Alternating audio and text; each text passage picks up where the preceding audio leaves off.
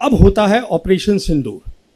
Operation सिंदूर की 3 खास बातें मैं आपको बताना चाहता हूं। पहली बात, आवर रिस्पॉन्स वॉज डिसप्रोपोर्शनेट। एक टेरर अटैक हुआ, हमने उसको जवाब दिया with a conventional war, that to at the highest level. Hindustan और पाकिस्तान के बीच में the 2 air forces will lead the war period. और ये हमने पहली बार नहीं किया, हमने किया था बालाकोट में पहली बार 2019 में, and we expose the limitations of the Indian air force.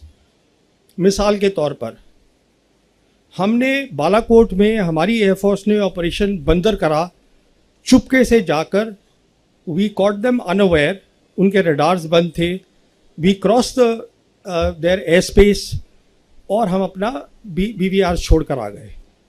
Next morning they retorted, they came back to us with a response which is what they call the operation swift retort. याद होगा आप लोगों को, दिन के टाइम उन्होंने किया।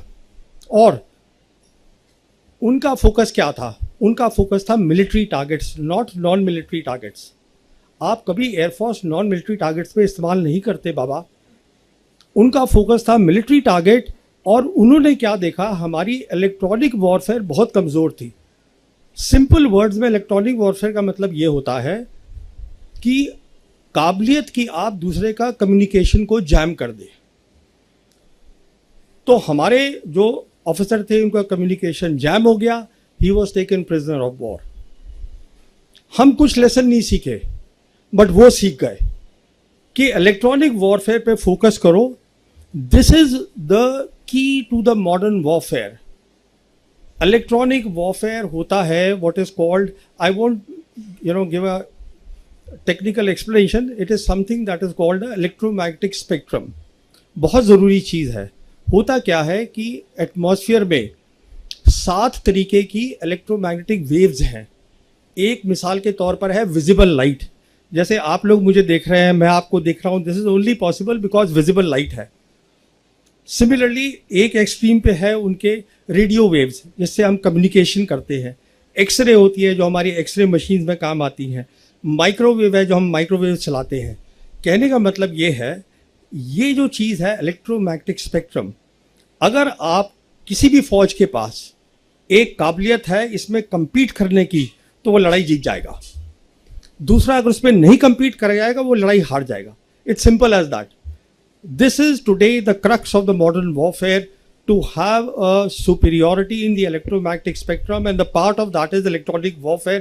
How do you jam the communication of the enemy? This is the lesson that they learned. As a consequence of that, देखिए हमने अपनी आंखों पे पट्टी बांध दी। क्यों पट्टी बांधी वो बताता हूँ मैं। क्योंकि प्राइम मिनिस्टर मोदी ने मई 2014 में जब ये आए हैं, इन्होंने अपनी पहली कंबाइंड कमांडर कॉन्फ्रेंस करी अक्टूबर 2014 में, जिसमें इन्होंने ये कहा कंबाइंड कमांडर्स को कि जो हमारा एनिमी है वो विजिबल है, थ्रेट जो है, no, enemy is invisible, the threat is known. It's a famous statement now made by the Prime Minister, basically saying that we have to focus on the terrorist and not on the Pakistan, which is harboring the terrorist or which is the hub of the terrorism.